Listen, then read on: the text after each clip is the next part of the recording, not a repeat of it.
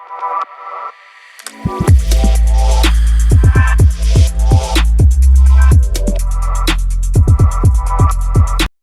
right, I think we're gonna get started. So before I introduce the incredible Estheralice, we first just kind of wanted to showcase part of our platform to you guys. And of course, in honor of Women's History Month, we have some amazing profiles that we want to show you too on the platform. So first of all, if you guys haven't seen these yet, this is our creator feed. We have some amazing creators who have already created profiles on our platform. And whenever they upload content to their portfolio, you'll see it uploaded right to this feed. So if you go and you create your account, you'll be able to visit the home tab and you see all this amazing content. It's literally amazing. Every day I go in there, I just get so excited about the people we have in our platform already because it's so impressive. And then I think we're going to show a few profiles. So this is Jasmine. I thought this was awesome. She's an advertising student. And then if you scroll down, she lists all of her skills and her interests. And what was really cool was she's made all of these like mock magazine covers based on like magazines that are really big in pop culture. And they're so impressive. So absolutely love it, Jasmine. And then we can take a look at the next one.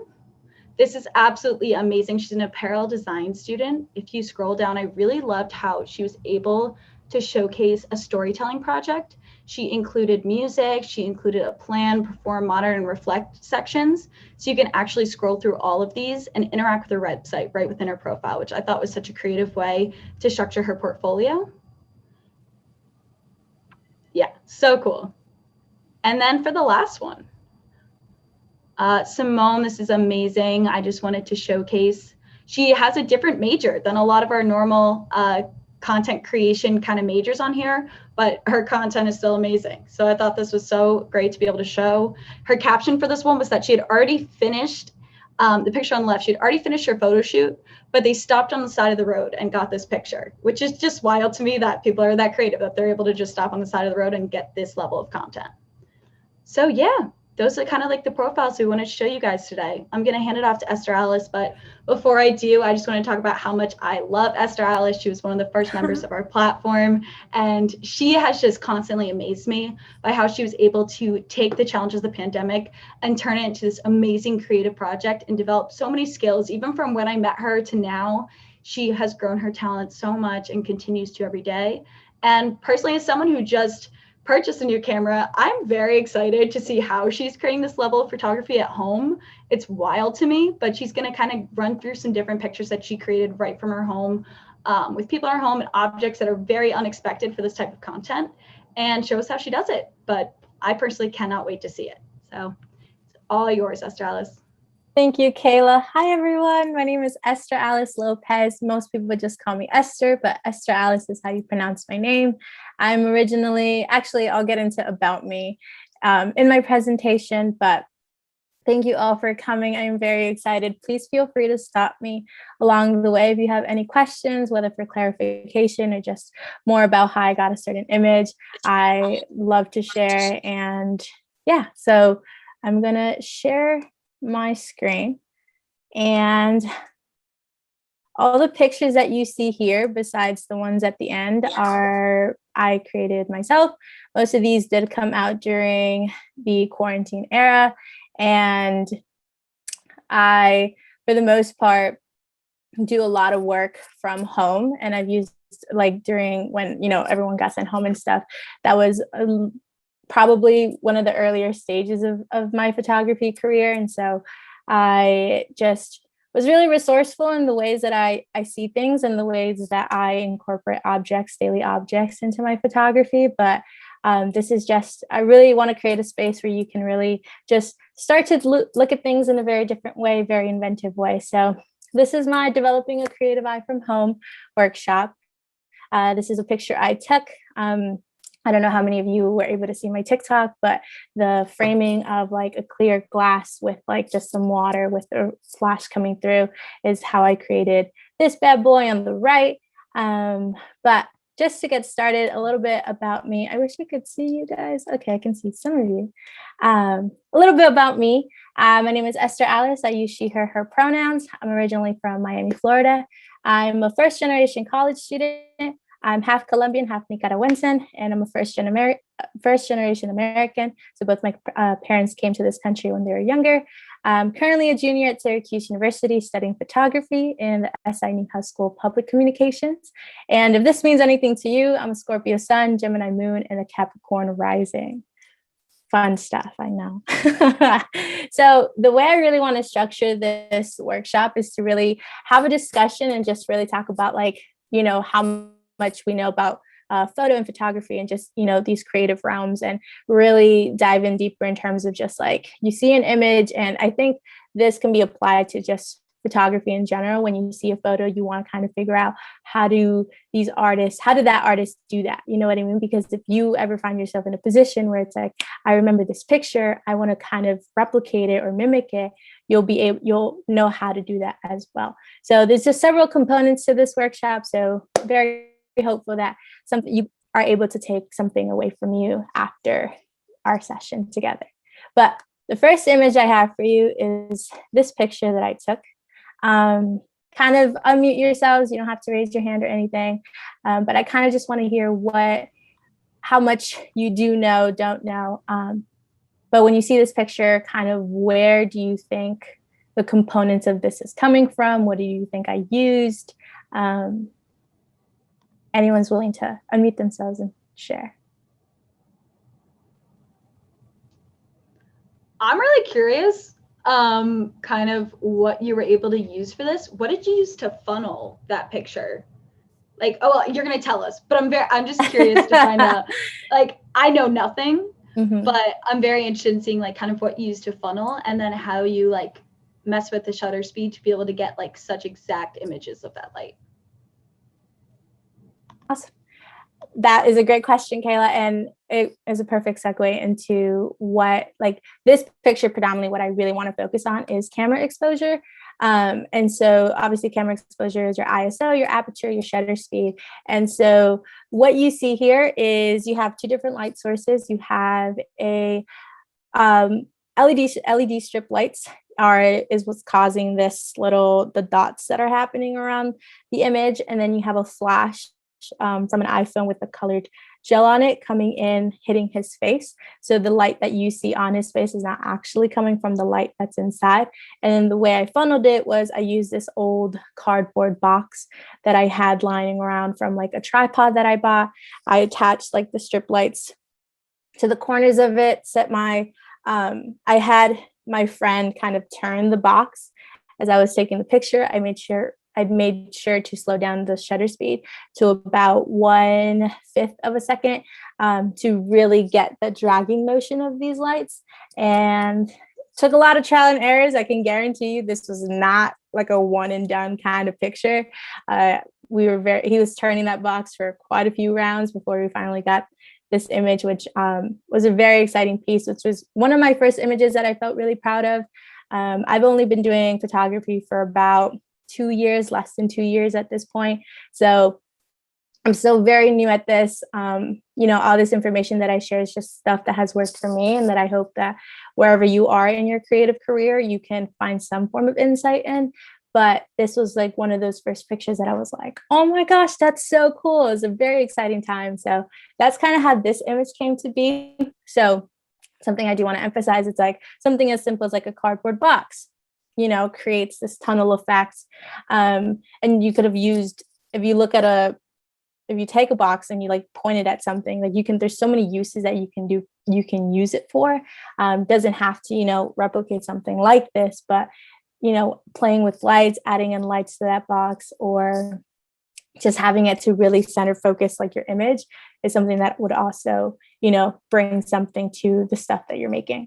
So with that being said, for the second picture, we have, this is actually a self-portrait.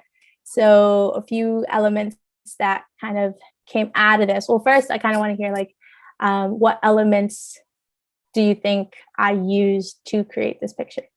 Like in terms of lighting, in terms of just resources, like what do you think I pulled to create this picture?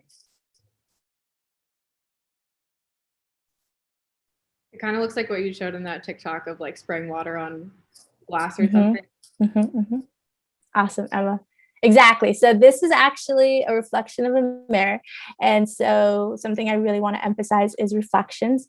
So these are all like tools that like you can start thinking of when you like approach images is like reflections, look for reflections. So if you have mirrors lying around, if you have a handheld mirror, like be creative in the way that you use those. So this isn't like a straight photo. This is a reflection off a mirror, put a lot of water. I love the way like water captures light.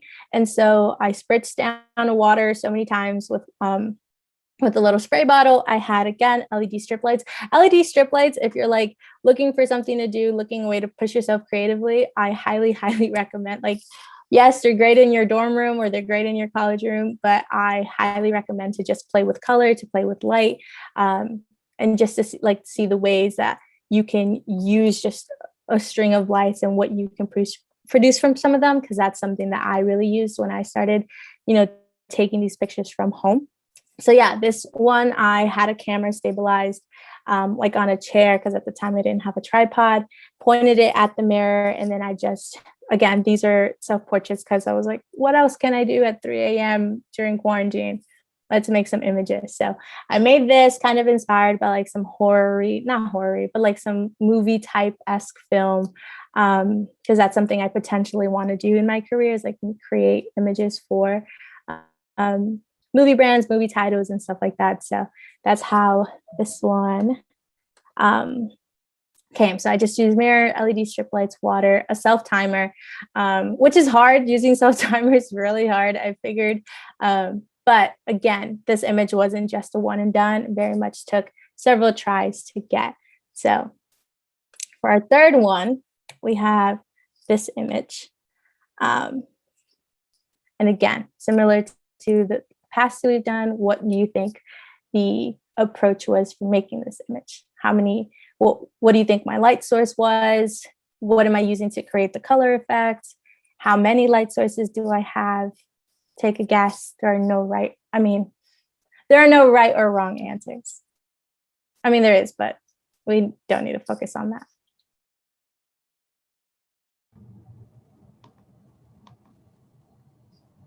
I'm interested to hear other people's thoughts. I feel like there are definitely multiple light sources going on. Mm-hmm. Yeah, I mean, I would guess you got one blue and one red coming from either direction, but almost like I can see it kind of morphing in the middle. Like you can see them blending in the middle. So I would guess it's the same picture, but I could almost see if you like literally did two of the picture, but changed the light and then Photoshopped them together, you could get that, because the blue and the red are super strong. So love that. So this is actually the original picture. Obviously, it was a little bit touched in Lightroom, but essentially there are multiple light sources. For this one, I used 2 different lamps.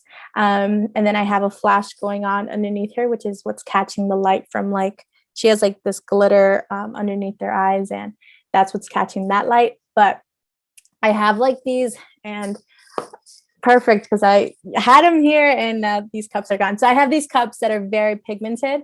And so what I did was, I don't know how much of a fire hazard it was, but I didn't set anything on fire, which is awesome. But I had these lamps, one to the right, one to the left.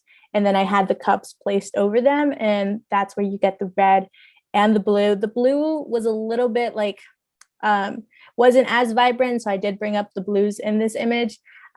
Because I knew that my vision was to make it very much a split image of red and blue.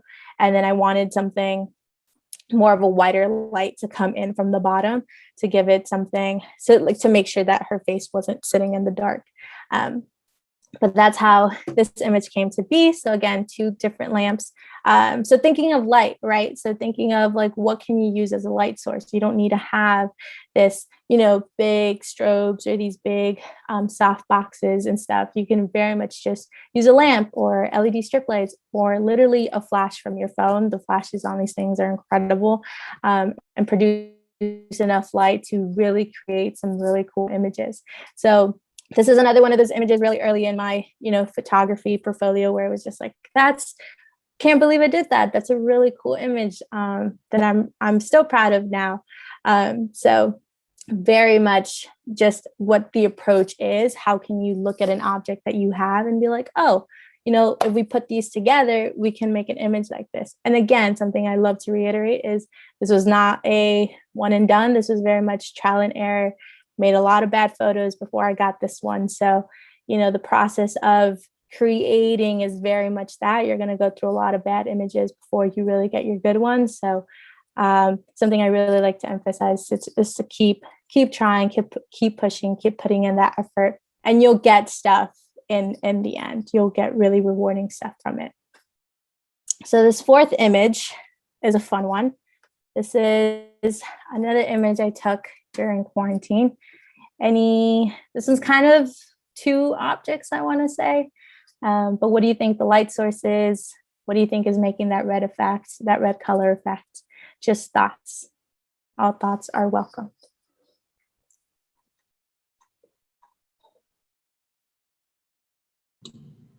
Were they LED lights? I feel like everyone has them, so like maybe. So usually you use LED lights, but not for this image. But good try, Zoe. Could it be a red colored ring light? Also good suggestion, but no, not a red colored ring light. Ring lights are really good though for added light source to your images. So that is another thing to keep in mind for when you want to make cool photos, but no. So this funny story, I found a traffic cone in my area, and I don't know what told me, hey, let's take this traffic cone home and see what we can do with it. But this is a traffic cone. It's a flash within a traffic cone. I don't know if you can see it kind of in the reflection of this person's eye, but this little ridge over here is actually like the cone, and the flash is just coming out of it. So that red color effect is just white light shining through that orangey kind of color that traffic cones have. So one thing I really want you to think about another thing you want to think about when you think of images is your color. Like, what colors do you want your images to have? So yeah, a flash and a traffic cone. I knew that I really wanted his facial expressions to match the mood of the red. And so I kind of just worked around with giving some facial expressions that are like soft, but very like sensual, very, just like look at this cone. Literally, I was telling him, look at this cone as if it was like your romantic partner, as if you were seducing this traffic cone. And that's kind of what came out of this. So it's a great memory. It's a great experience that I like to relive on, because it's like, who would have thought a traffic cone could, give you an image like this? And again, reiterating that there's so many tools, like you can like really start looking at everyday objects that you have, whether they're cups or water bottles or traffic cones or your LED strip lights, and really start thinking, how can this light source, add with this person's gestures to create something beautiful, to create something that's just really, really pleasant to look at. That's amazing. That's so cool. So for this next one, we have two more. For this next one, we have a little bit of movement going on. So I kind of want to hear what you think is creating this effect. And like, what technical choices do you think was made to create this image? Definitely looks like some sort of long exposure shot. Mm-hmm. Long exposure is correct. Do you know what could possibly be giving those rays of light? I mean, I would say like an LED strip, but there's like, you're getting some red and some blue. Like there's a mixture of colors, so it doesn't look like it's all one strip of one color. Mm-hmm. Well, it actually is. I have a default set of LED strip lights, and so it has like one dot of red and one dot of blue, which I noticed afterwards. I was like, why is that happening? But so what I did with this one was I essentially grabbed a hula hoop and I twisted the LED lights around this hula hoop, and I told my roommate, this is my roommate, and I was like, hey, long exposure. So I set my shutter speed down to like 1/15th of a second. and had it on a tripod. And I was like, just give me a twirl, just twirl that hula hoop around. And she did. And the long exposure kind of gave this like ring effect. So again, just playing around with objects that I had at the house, a hula hoop, tying lights around it, long exposure, that kind of thing. And again, reiterating that this is a process that just, it doesn't just come to me and it happens. It very much is like, okay, let's work with this. Then let's add this aspect. Then let's try slowing down the shutter speed, or let's try to speed it up, open up the aperture, close it down, see what happens. Very much sitting with your camera and sitting with the moment that you're in and really incorporating all these elements that can give you images that you can look at and be like, wow, that is a cool image. So this is very much something that also came out of the quarantine era. And then for our last image, we have this one, and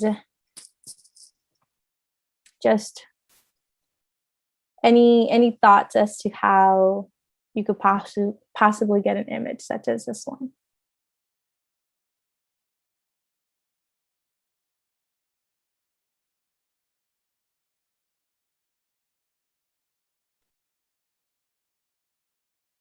So we have a light source, obviously, because without light, there are no photos. So we have a light source. And any guesses as to how I'm getting this colored effect? My only guess is that you would have, I don't think it's post editing. So maybe you put specific lights on each person, or is it just like the direction that it's coming from, that it caused like the pink to be on the left of each person, green to be on the right? So there is a, it's this like, it's almost like a ring light, but it's just like a standard, like, I don't know if you've ever seen the like attachments that come on cameras that are just supposed to give you extra bit of light.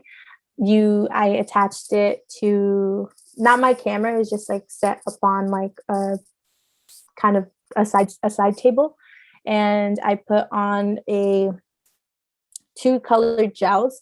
So if you don't have gels, I highly recommend getting a set of gels, or another great way, an alternative to LED strip lights, to play around with color and to really just, whether you're putting it over a lamp, whether you're putting it over your iPhone's flash, whether you're, excuse me, my computer's about to die.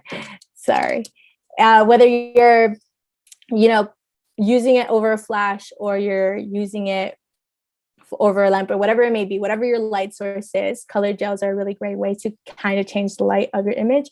So for this one, that block of light that I was using, I had a pink gel, a green gel, and then I was like telling my roommates, because these are both my roommates, to just give me motion, give me movement.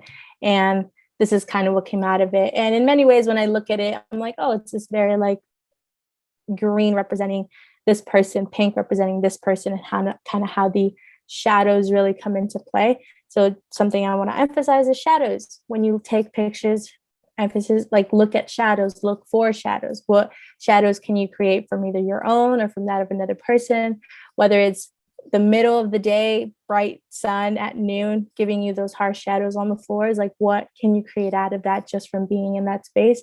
Or whether it's more of a controlled setting where it's like, hey, give me a little dance right now, and then we'll see what we can create from these shadows if I point this flash at you or this light source at you. So for this one, very much a flash, two different colored gels, movement from them, and a slow shutter speed to kind of grasp or capture the twirling that was happening from him to her. But those are some examples that I have, and I really wanted to share this one quote from one of my favorite photographers, Elliot Erwitt. I don't know if any of you are familiar with Elliot Erwitt, but I am a big fan of some of her work and just the way she sees the world and just how she, puts images together. But the quote says, "To me, photography is an art of observation. It's about finding something interesting in an ordinary place. I found it has little to do with the things you see and everything to do with the way you see them." So it's almost less about your what and more about your how and your why. Something I've learned a lot that has really helped me throughout my photography career is like, what is your intention? What is your why? What is your purpose for taking this image? Am I looking at light? Am I looking at movement? Am I looking at my camera exposure? And, these are two beautiful images that she's created, just, again, reflection or from the point of view of where you are angling your camera. That's another huge thing that it's also super, super important to like remember, like, where are you in terms of like what your frame is going to look like? Like, are you straight ahead, parallel, perpendicular? Are you at an angle? Are you above? Are you below? All of these things are to be considered when you're going about making more images, and just being very creative with what you put into a frame and like what's in that frame. And again, going back to the 6 things we touched about, the light, the color, the movement, all of those things encompassing together, how much of each are you putting into this one frame? And then what's coming out of that? That was what my goal was. That was the vision that I had. And now I can see it looking back at me, because you were so intentional with what it was you were putting into frame.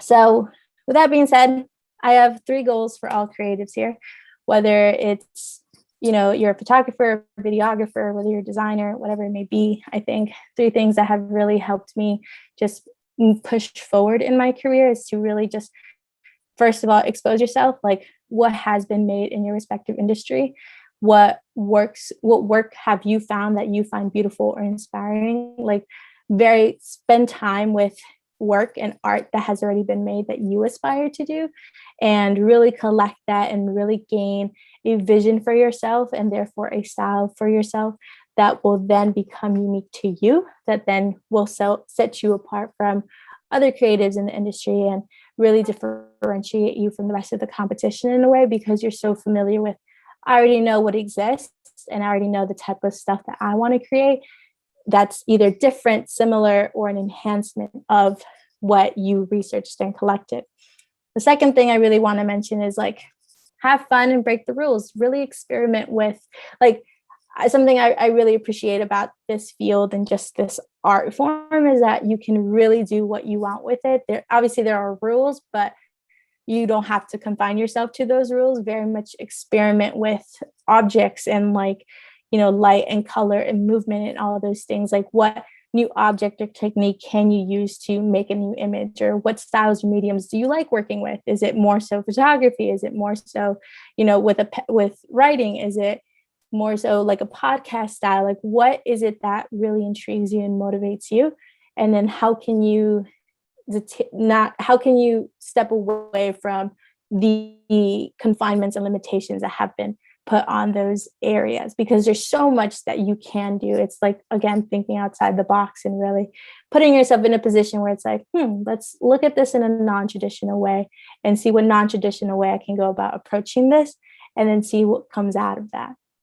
And then again, the third goal that I have for you is to really just keep creating. And in times of, when life went on pause, doesn't mean that your life had to actually go on pause. You know what I mean? Just really, and obviously it's a very situational time, but if you find yourself in the position where you can create, keep creating, make a lot of, again, I've said this throughout this entire presentation, but really do a lot of bad work and something good will come out of it. Like, don't attach yourself that like everything you have to make has to be this spectacular and stellar image, because the beautiful thing about this process is that it's nothing like that. Like, you will make images that you are not proud of. You'll make images that you're like, or not even images, but this goes beyond and to each respective industry or career, is that, you're going to make stuff that will not always satisfy you, will not always fulfill you. But in the process of doing so, once you hit that gem, once you hit that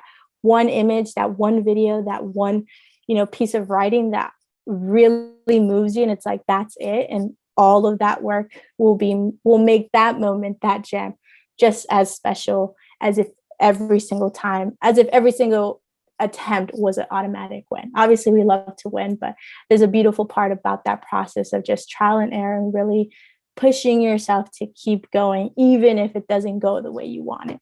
Because frustration and all those sentiments that come from not necessarily being satisfied with the work is really what, at least for me, makes me feel most fulfilled when it comes to that time of seeing an image that's like, wow, that's the image I was waiting for, and it was well worth the wait. So let go of the fear of failure, let go, like, something I really, really encourage creatives to do is really set a time where you just create without worrying what the outcome is going to be, without worrying about like, what is it going to be good? Is it going to be bad? Are people going to see this and not like it? Like, let go of that and just see what you naturally find yourself to do. So that being said, thank you for coming out today. I very much enjoyed this little presentation. Please feel free to reach out to me. I provided my email, my LinkedIn, and my Instagram handles.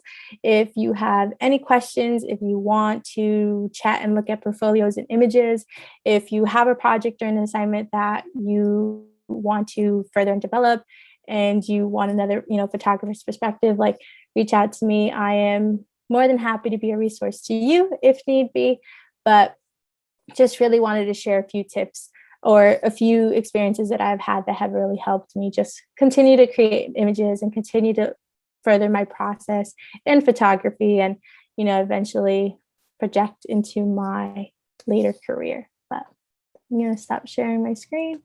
Anyone has any questions? Yeah. You're amazing. That was Thank awesome. you. I honestly learned so much, and more than anything, I think the message of just creating and just loving your work, and even if you don't love it, love the fact that you're creating and love the fact that you're putting the time and effort that it takes to do that, because I think all of us as creators have been frustrated before, no matter what medium you're working in, whether it's writing, whether it's photography, whether it's graphic design. It can be really frustrating when it's not coming out how you want, but knowing that you went through that same experience and then ended up with those pictures, like, that makes me want to go and create. And people in the comments are saying the same thing right now. So I absolutely love that you shared that. Thank you. Does anyone have any questions for Estheralice? Check the comments too.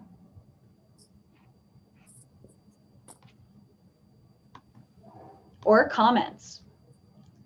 I just want to give everyone the opportunity to chat, because I know a lot of times people want to say stuff but aren't sure if they should. I have a question. Awesome. Do you think photography is something that you'd pursue professionally, like after school or like as a job? And you just started mostly getting into it over quarantine? So I think I grew up, I was sharing this with Kayla earlier. I grew up in a Hispanic household. I, am a product of two immigrants. So very much my career was supposed to be somewhere in law or medicine. And I said, yeah, no. And I switched my major a year into college.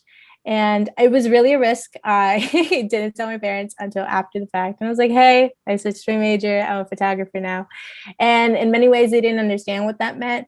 And I just told them, I was like, listen, like, I think this is something that very much makes me feel very fulfilled and very satisfied. And I think, with photography, you can do so much. You can, pursue more documentary style, telling people stories. You can do more ad work.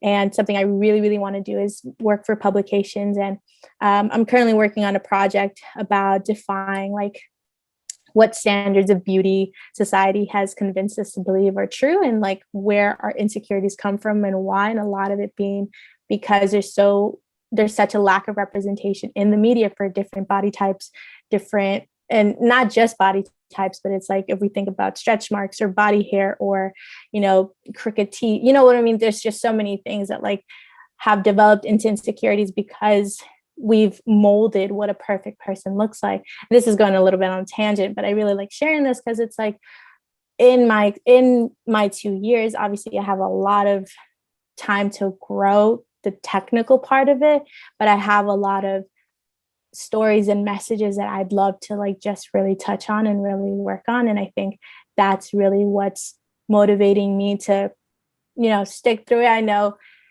there's a lot of controversy or a lot of things to say about photographers and creatives about the money and like how we're going to make a living. And it's like, this society has really convinced us to believe that we have to have a job that provides X amount of income to be happy or to be successful. And it's like, no, like, at least for me personally, I could care less about, if I'm living in a one studio apartment for X amount of years, that's a story. You know what I mean? I'm very much looking at this experience and this process as stories rather than, a career, if that makes sense. So it's like, this chapter is the story of how I worked for a publication and I did this project. Oh, like that time where it's just like very much looking at it in a different perspective to really be comfortable in the fact, or more secure in the fact, that there's a lot of uncertainty and there's a lot of instability that comes from being a creative. But the outcome of being a creative, I think, is one of the most rewarding things I've ever felt. And I feel like if you are a creative, you understand that sentiment, and you understand that, like, I don't think there's anything else that can really compare to the way you feel when you create work that you yourself are proud of, but other people can look at and are also like, wow, like that's awesome work. So I hope that answers your question. That's awesome. Yeah. But yeah, I kind of have a question for all of you. We want to kind of keep the conversation going, but like kind of want to hear more about, at least I know the creatives in the room. I know there's a few people who just stopped in to really learn more, but if you are a creative, like what is your medium, and what do you hope to like take, where do you hope to be further down in your career? Like, I think Ryan, I believe you're a creative. Emma, you're a creative. Giovanna, you said she was a fashion designer, I want to say. Or was it Jillian? Anyway, whoever's a creative, I would love to hear, and non-creatives too. I would love to hear like what work you do and where you want to end up with doing that work. How about we start with Ryan, one of the winners of our last challenge? Awesome. Killing it as a creator. So let's hear about you. Thank you. Yeah, so right now I'm a junior at Boston University. I'm studying film and television production. I came from a very like performance heavy background. So I'm minoring in theater. And I just recently started minoring in journalism. And I bought a camera for myself. So I've been doing like some freelance photography, photojournalism, trying to sort of like go into documentary work. Yeah, so I've been kind of like recently I've been kind of gearing away. Typically I do like directing, editing, but I've kind of geared away into more like documentarian side of things. And I've been really enjoying that because it's also been easier during COVID, like to produce documentary work and like photo work than like narrative film, because I don't need, 10 people on a crew. I just need, 2 or 3 who, a camera, a director, and, sound.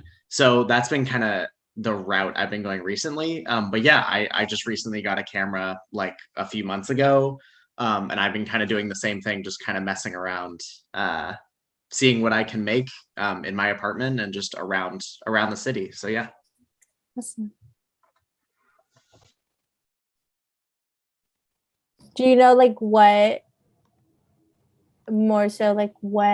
type, because I know you say it's like a new realm for you, but have you put into any thought in terms of like where, because being a junior, like I know something I really like, I don't know if it's a pet peeve, but like when approaching, the later half of like college or high school, and people start asking you like, oh, what, that question of like, what are you going to do? Right. Don't want to be that person, but what do you have you thought? No, it's a fair question. I think like right now I've also been, so like for internships and stuff, I just got an internship for this semester as like an editor. And I've been like a video editor and starting to do like freelance work. And then for the summer, I just interviewed with a company to also potentially be an editor, and kind of like shoot interviews for their company. It's actually like a biotech company in Boston. So like they apparently have a video department. And I was like, I don't know anything about biotech, but I can hold a camera. Like if you'll pay me, I'll do it. So that's been kind of interesting. They're like a super small company. Yeah, I think like it's hard because part of me wants to do the classic, like be a PA on a set at some crazy big studio and like get coffee for the assistant person and like work your way up. Right. But it's hard to feel fulfilled doing that. So I'm kind of trying to balance being able to do that work and work my way up a ladder while also still feeling like an individual, like freelance creator, because I think if I just went one way or the other, I don't think I would necessarily be satisfied just doing one half. So yeah, but like directing and editing have always been my two biggest strengths for me personally, just coming from a performing background, directing. So I've always been able to communicate with actors really well. And then like editing, just because like I remember my first day of film school, people would be like, oh, so what are you like specializing in? And so I was always like directing. And then I said editing one day and I was like, oh, I'm kind of interested in editing. And someone was like, you like editing? And I was like, yeah, I think it's kind of like, I like, you know, I enjoy the process. And they were like, you should do editing, because no one says that. Like no one's like, I love using Premiere for 10 hours a day. And like, I enjoy that process. So one of my friends told me that like first day of film school, he was like, if you enjoy that, you should do it, because it takes a special kind of person who actually enjoys that process. So yeah, that's kind of where I'm at. Kind of all over the place, but I kind of just like I try to be as good at so many things as possible to hope that like more doors open in that sense. Try to be as well-rounded as humanly possible. So yeah. And I think that's a great approach. And I think something that I've learned recently is to not put yourself in a checkbox. If you are a photographer, don't think of yourself as just a photographer, just a videographer, or just a designer. Like, you can be a designer and a writer. You can be a designer and a photographer. You know, you can be multiple things.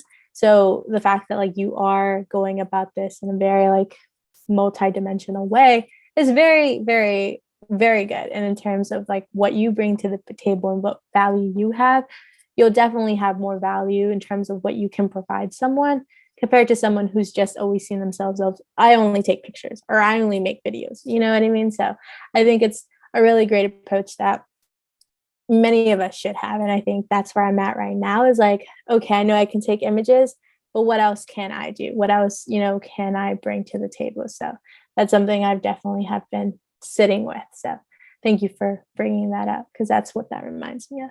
But anybody else? I'd love to hear from other creatives in the room. Kaysen, am I pronouncing your name right? I've seen you here so engaged the whole time. Yeah, you pronounced it right. I do not create anything. I guess the closest I get is designing like t-shirts for clubs, but that's about it. And I do not do that seriously. Yeah. That's awesome though. I'm glad that you're here. Yeah, I just wanted to come learn, honestly. I don't have a camera, so I don't really know any of, like you said, aperture and shutter speed. And I was like, okay, cool. I don't know what that is, but I'm actually friends with Esther, and so I wanted to come show out and say hi. I love that.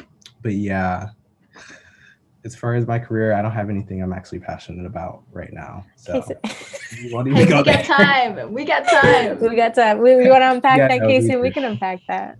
No, it's okay. I know what I'm doing. I'm gonna do project management work, awesome. And then hopefully veer into something having to do with the environment. But yeah, that's about it. Exciting. Yeah, we have other people. We have one of our creators is an architect, and actually a lot of the stuff that he does is environmental work. And just like looking at him as a creator and looking at like even his portfolio and collective is just like his work of like design work for architecture and like its interaction with the environment. And it's just like really open our eyes, because you think about like all these different careers, you don't think of yourself as a creator, but if you really dive deep into all these different professions, you realize like you're creating. It's just like if you're creating what you love. So I love that. That's awesome. Does anyone else have any more questions for Esther? If not, we are pretty much at our time. But before we go, I dropped the link for the rest of our, actually, while I do this, Esther, do you want to pull up your accounts just so we can plug you again? Everyone can follow those. That'd be awesome. Like my accounts? Yes. Yeah. Okay, cool. Yeah. So while I'm talking, feel free to follow Esther on everything and write down her contact information if you want to continue the conversation. But what I wanted to talk about was, first of all, I dropped the links for our other workshops in the chat. So if you want to go check out more of this content, it's all available for free. It's available on our Discord channel and on the YouTube channel. So go check those out. There's a lot to learn from our also amazing instructors that we have here on the platform. And a very exciting opportunity we have coming up available to all creators starting on Monday. We have a paid content challenge coming up with Switch, which is an emerging Gen Z group payment app. They're just starting out on colleges. They're really starting with very targeted groups. And once we told them that we had an amazing community of creators, they wanted to launch it to you guys. So basically, they're giving you exclusive access to the app. They want to know what you love about it. The top 30 videos, just a lot of videos, are each going to get $100, which is super exciting. You're all going to get a referral code along with your swag pack from Switch that is going to enable you to post the content and then amplify it. So the more referrals you get to go to the app to join the waitlist, the better chance you have of winning cash prizes from Switch themselves. They're actually giving out hundreds of dollars in cash prizes to people who bring in the most signups. So this is super exciting. And I also love the app. I've seen it. And basically, if you think about how you're normally going through your payment process, you're thinking about, okay, like if you want to go on a trip, and I know we're not going on trips right now, but just this is a great example. Say you're planning a spring break and you have to get everyone pay for the Airbnb, everyone pay for their flights, each activity, whoever's going to join it, all that thing. You can do that all by creating a group within Switch, interacting with your friends there, splitting it up by activity. So let's say 10 people out of the 20-person trip want to go parasailing. You can pay directly for parasailing in there, only the people who want to go parasailing. And you'll see who paid, where that money's going, how it's being handled. And that can be applied to everything. So clubs that you're in, fraternities, sororities, activities, going out to dinner with your friends. It simplifies a lot of that stuff. And the reason I'm literally selling this to you guys right now is not because I am at all associated with Switch, but because I actually just really love the app. And I think that you guys would love this challenge. So that will be launching Monday. Get ready. And yeah, definitely submit, because I know personally I could use $100 right now. And then you can use it to go out to dinner with your friends or do whatever you want. But yeah, super excited to launch that to you guys. And then finally, last thing I want to do is just thank Estheralice. This was absolutely amazing. And I'm just so happy that we even have people like you in our platform, let alone instructing workshops. So I couldn't be happier and I learned so much. So seriously, you're the best. Thank you. Thanks, Esther. No problem, Zoe. Yeah, with that being said, you all are free to go. Enjoy the rest of your night. If you ever want to connect, please feel free to reach out. I'm always open to just either for creative processes or just life in general, or just talking about being a creative during these times. Always open to conversation, always open to just meeting and connecting. So if that's something you're looking for, something you need, please feel free to use me as a resource. But that being said, please enjoy the rest of your night, everyone.